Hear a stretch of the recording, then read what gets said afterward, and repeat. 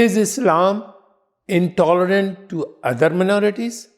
Let us review this topic. Islam recognizes the rights of the minority.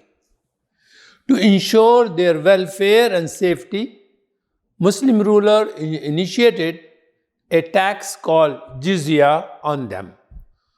Prophet Muhammad, peace be upon him, forbade Muslim armies to destroy churches and synagogues. Khalifa Umar radiallahu anh did not even allow Muslims to pray inside a church. In other words, not to occupy the churches.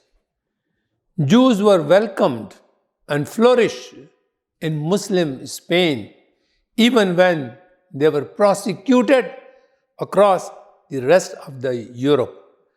They considered that part of their history as a golden era under Muslim. In Muslim countries, Christian lives in prosperity, held government positions, and attended their churches. Christian missionaries can establish and operate their schools and hospitals.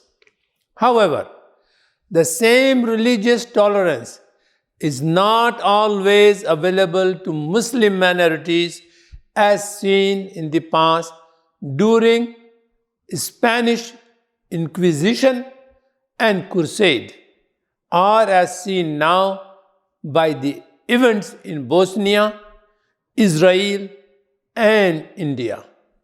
Finally, Muslims do recognize that sometimes the action of a ruler do not reflect the teaching of Islam. Thank you.